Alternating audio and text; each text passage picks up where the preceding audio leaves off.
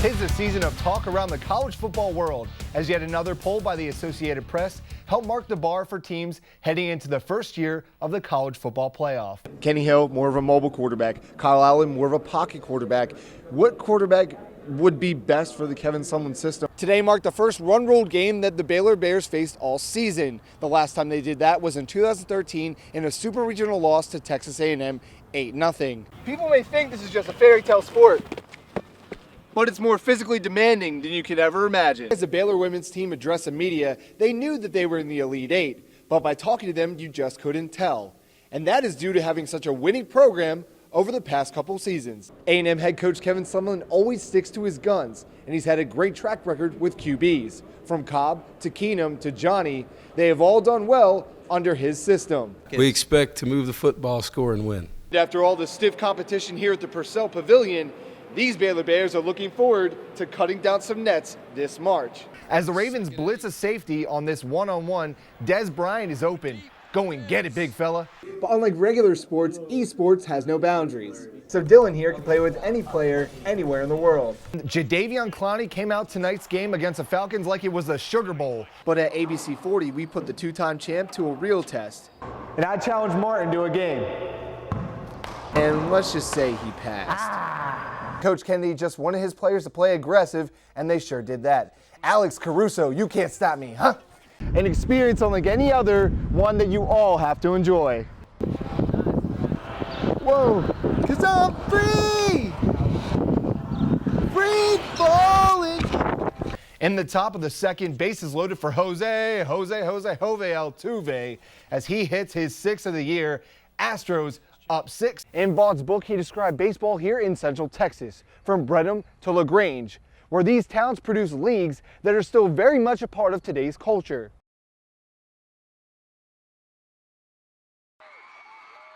The exhilaration of reaching your ultimate goal gives anyone a surge of emotions. I'm at a loss for words right now. I kind of shed some tears a little bit. My whole body's just giving out. And the College Station Cougars are no different. After grabbing their first state title, head coach Scott Holder wanted his team to cherish every single moment.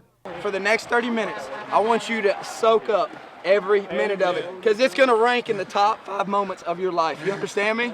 There were medals to chomp, trophies to raise, and a loving coach that received the greatest shower of all. These guys just showed a lot of heart, a lot of character. We did this for our community as much as us. Give something back to College Station. The target of being ranked #1 all season was lifted and gave this team eternal bragging rights. We were ranked #1 in the state, and we ain't falling. And we made that happen today. And we honestly weren't #1 until this happened, and we made it happen finally. It's ridiculous that our dreams finally came true. We fought so hard, and we got the job done. We made history today with no seniors. That's the most amazing feeling ever. There's not another group of guys in Texas that I'd rather do this with. I love my teammates so much, and I have no idea what to say right now. The season ending with 34 wins and the treasured prize is satisfying, but the team has the right attitude for the future. It's not going to mean anything next year, honestly. We're going to come out and we're going to put in work again and work harder and try to do the same thing. In just 2 years of existence with no player on the roster older than 18 years old, these Cougars have raised the title up early here in Austin. But they can't even defend their title in 2015. They are moving from 3A to 5A ball, where the competition is going to be even tougher than this year. Reporting in Austin, Mike McCoy, ABC 40 Sports. So yesterday started out like any other. Heading to my Globetrotter interview, just like another day, until I received a challenge. Hope you're ready to go. All right, let's go. Bobby Buckets wanted to go toe-to-toe in a game of horse, so of course I was all game. Shira's ball handling skills may have been a little bit better than mine, but I was ready to show Buckets up.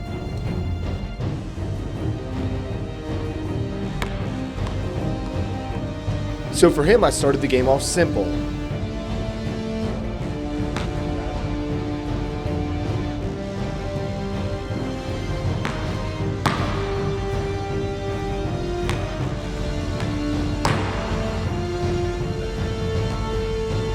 But then Buckets tried to get a little tricky.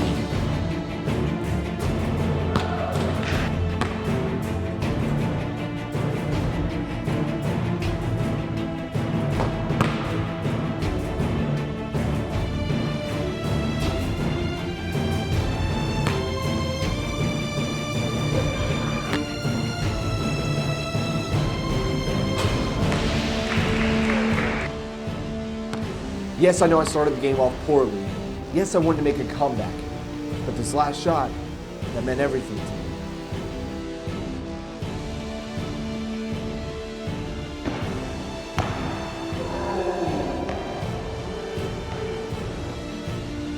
Yeah, sure, Bucket's got the better of me this time. But there's still one more game he has to play here in College Station. Suffering defeat in College Station, Mike McCoy, ABC 40 Sports.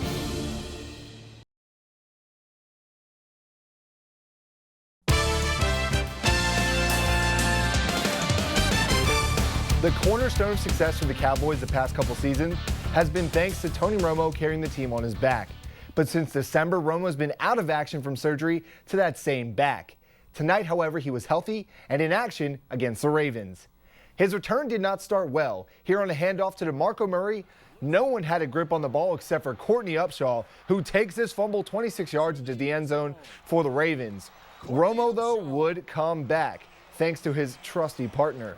As the Ravens blitz a safety on this one-on-one, Des Bryant is open. Go and get it, big fella. He scores for the Cowboys their first touchdown with Romo and Dez. However, Flacco and the Ravens were on point tonight as the former Super Bowl MVP was looking elite once again. On the fade route to Torrey Smith, the Ravens won 37-30, but Romo felt good finally back in live action. You never know, coming off an injury, how you're going to feel and just the progression it's going to take and the time frame, I guess you could say. You have an idea. But it's nice to be able just to see that you can go out and play and your back holds up, your body holds up, and there's always going to be talk until you come back and go do it. That's part of anybody going through surgery. But we're doing it, and it's going well.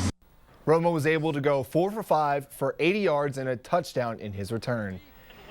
And Jadeveon Clowney came out tonight's game against the Falcons like it was a Sugar Bowl. He runs right through Anton Smith. Take another look. You can't stop this raging bull. He is a monster.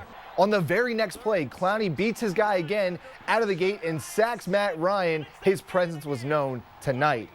Ryan Fitzpatrick, after 2 interceptions, though, last week, moved a little bit in this one. He wasn't going to throw another pick, and that is a gain of 10 yards. Then later in the drive, Alfred Blue runs in one for the Texans, their first preseason touchdown. They are up 7-0. Fitzpatrick then became more comfortable, hitting Davier Posey for the 8-yard touchdown. He went 9 for 12 for 97 yards, and the Texans win 32-7.